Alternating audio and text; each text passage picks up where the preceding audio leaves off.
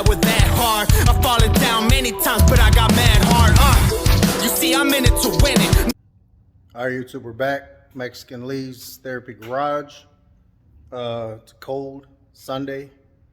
Got out here to get a couple things done, but I'm going in the house early. Had a 3-day weekend, but did a lot around the house with the vehicles and whatnot with the family. So I'm gonna spend a few hours out here before it gets too cold tonight. Then I'm gonna go in the house. I could go upstairs, get my heater, but I don't feel like messing with that right now.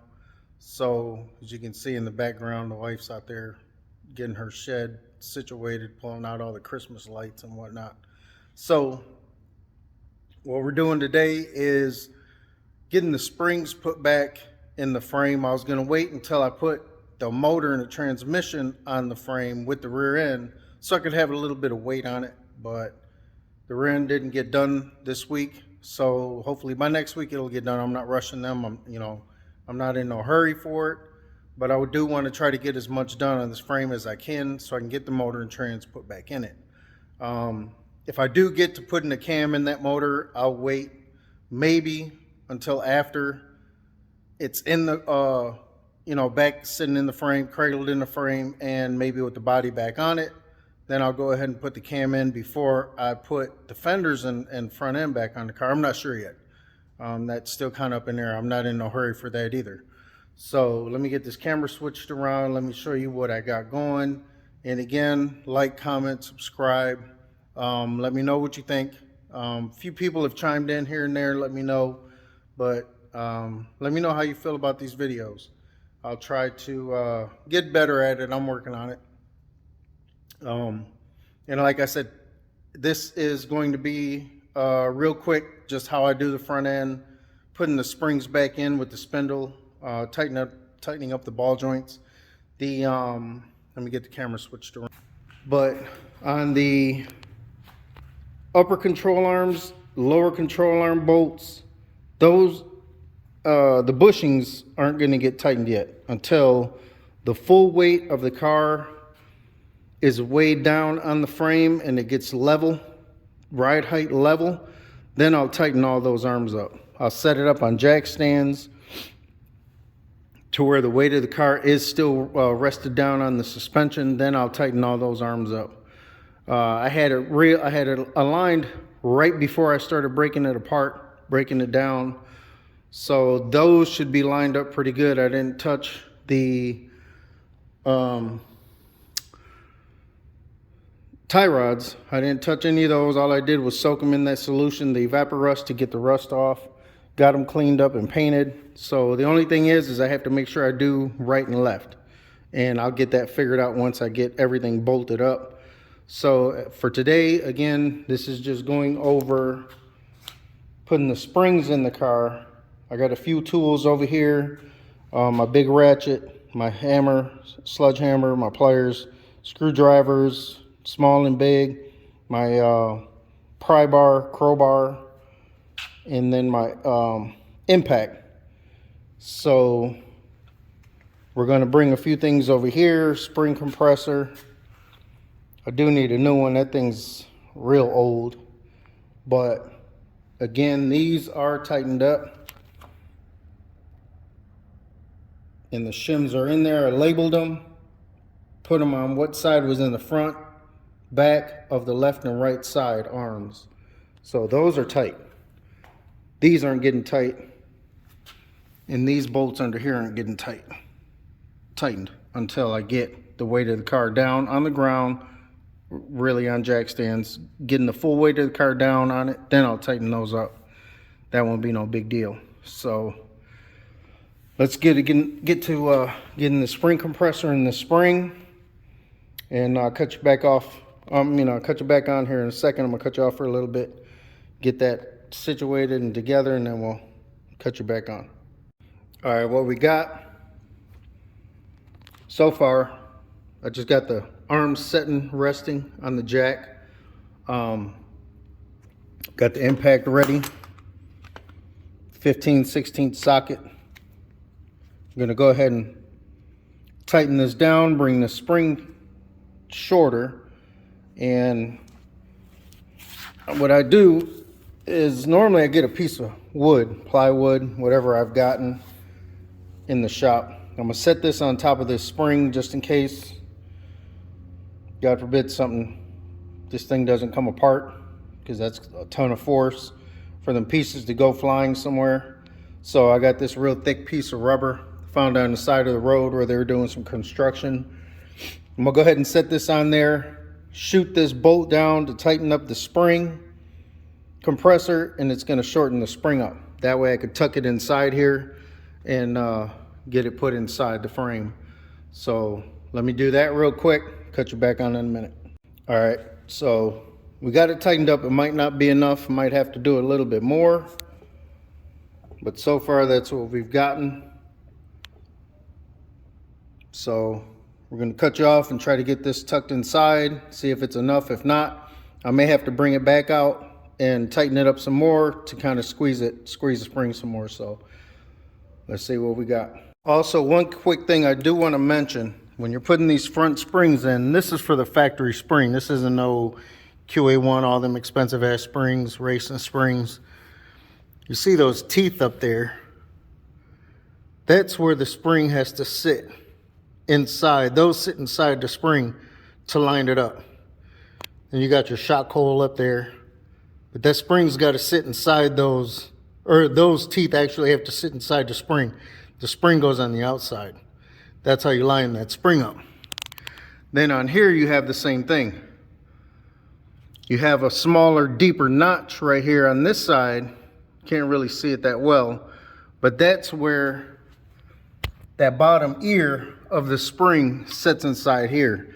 So if you can't get it to clock right away after driving it for so long, a few times bouncing around, it'll eventually dance around and sit inside that that little divot right there in your lower control arm. That's what I've learned all these years of doing these springs.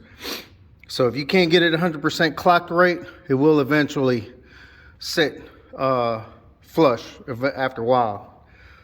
So I'm gonna cut you off and then get this thing installed. All right, YouTube, we're back. I got the spring compressed. Not sure if it's enough, but we're about to see. One thing I do always like doing is on the spring compressor. Not sure if you can see it, but the long bolt, let me get my flashlight. The long bolt threaded rod, I always like trying to line it up with that hole right there for the spring. You can see it inside that hole there. That way it gives that spring compressor area to move inside that pocket. Because if that bolt was off to the side and it hits the frame, it's not gonna let this arm go up anymore. So it gives that arm just a little bit more spring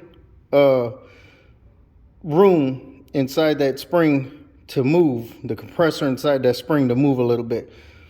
So now we got the spindle, got it all painted up, had to get the tape off of it. As you can see on the spindle,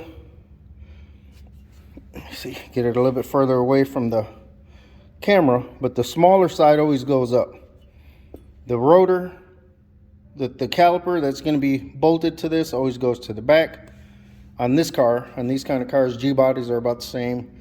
This area here is where the control arm is going to bolt to. So, I mean, I'm sorry, not the control arm. Oh, geez. Sorry. My knee went inside that hole, that hurt. The tie rod. The tie rod's going to go in that front hole there. So let's see if this is going to be enough room. A little hard doing that one-handed. So let's get that in there. Start this bolt. I put this strap on here for a little extra added security. It could snap at any time, but I just like to give myself a little extra added security. That's not going to be enough. So like I say, if there's weight on this frame, then I'd be able to jack this arm up more to compress that spring some against that weight, and this would actually go inside there. So I've got already enough force on this thing. I don't think it's going to go anymore. Let me hook up another strap See if I can get this to go up a few more inches, and we'll cut you back on. All right, YouTube, we're back. So that second strap did work. I got a few scratches here and there on my painted parts, but that's fine. I can always touch this stuff up after the fact. Always like with the car too. So we got both bolts. I don't know if you can see that in there. Both nuts are on the ball joints. So we're gonna go ahead and tighten those up, put the cotter pins in them, get those situated. Then I'm gonna install the dust plates and bolt the calipers on the car for now, just to get them from hanging on that rack. I want to at least get them bolted up on the spindle and out of the way, so they're not just hanging and in the way. Then I'm either going to rebuild my steering box because it was leaking, or I may go buy a new one. That way I don't have to worry about that. I'm going to check the price on them. I'm just going back factory, so we'll get that going, get the steering box installed, then I'll get the center link installed. I got to paint the pitman arm still, or idler arm. I got to paint that yet, which I may do that tonight here in a little bit. Get that cleaned up and painted, and then we'll get the once that's done and installed as well, we'll get the center link and tie rods installed, pretty much tightened down in the place that they're going to be and snugged up. That way, once everything's in the car, the engine and transmission is in the car, the rear end, then we'll go ahead and get everything tightened down and torqued to spec. So being that this was on a rotisserie, I had a couple spots that I need to touch up. So anything that needs to be touched up after the fact, it will get done once everything's bolted up and tightened. I'm gonna go back over everything and touch everything up. Painted my rotors, painted the fins. I went over this part with the DA a little bit just to kind of smooth it out, get some of the rust off. Couldn't get inside there all the way 100%, but looks good to me. So all this stuff will get wiped down again. Calipers painted. I went ahead and put the rear trailing arms on. They're not tightened down yet, of course, but everything has all new bushings installed. So next, after that's done, then we'll get the engine off the stand, clean it up. If I need to, I'll scuff it down and repaint it. But from the looks of it, it looks like I can just wash it down really good and bolt it onto the transmission, get all that situated, and then dropped in the car. But I will wait until I get the rear end back. That way I still kind of have a little bit of weight in the back end, and then we'll have some weight in the front. So these are the front dust plates, painted. Front tie rod ends, just got to figure out left and right. These are the bushings for the housing, the rear diff once it comes back.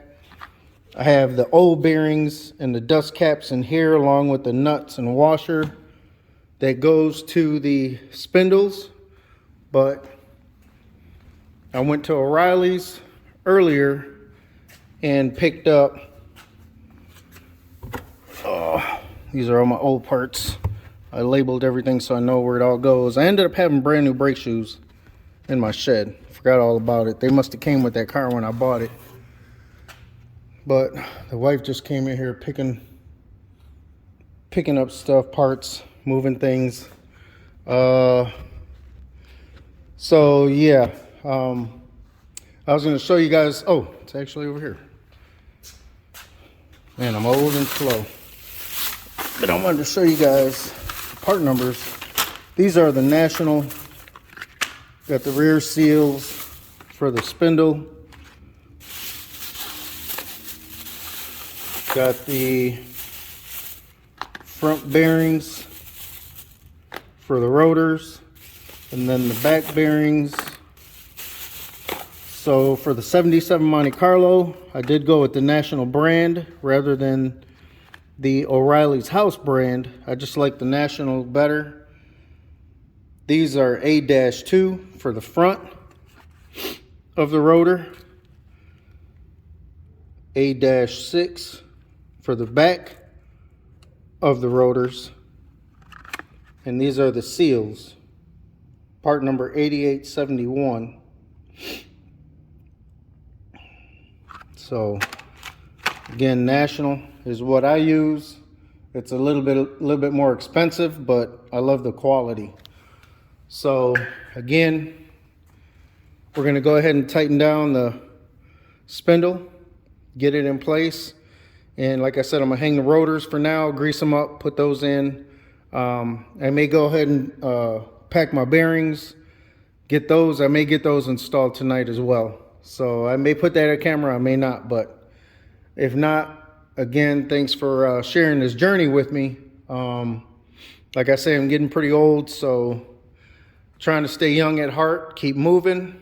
I had to work on my riding mower the other day, did some work on that. Great news too, got my parents coming to visit. So my dad will be out here in the shop with me checking out some stuff. I may do a little video with him, and if you guys meet him, he's a great guy. He's taught me all I know, and still actually I'm learning more from him as we go through these years together.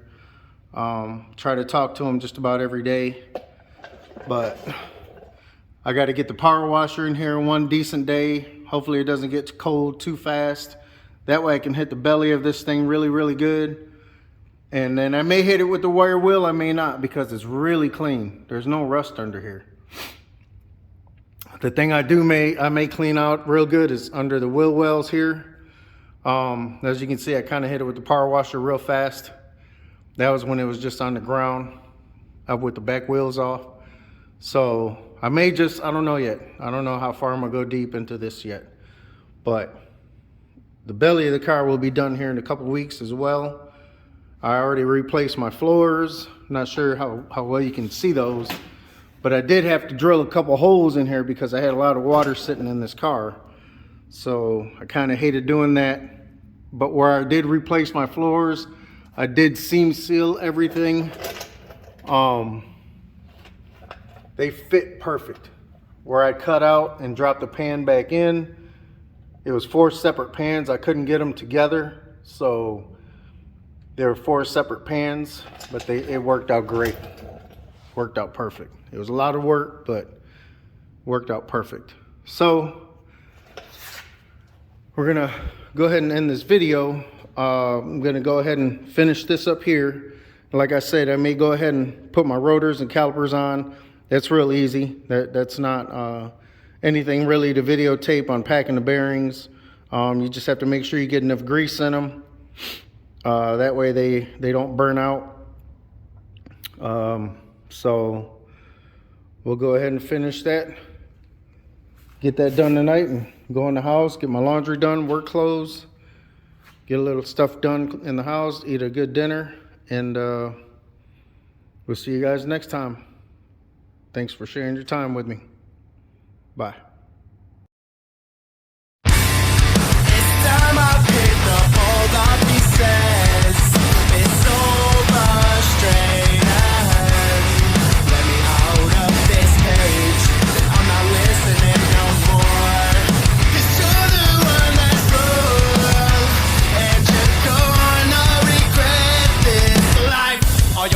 I'ma soon forget.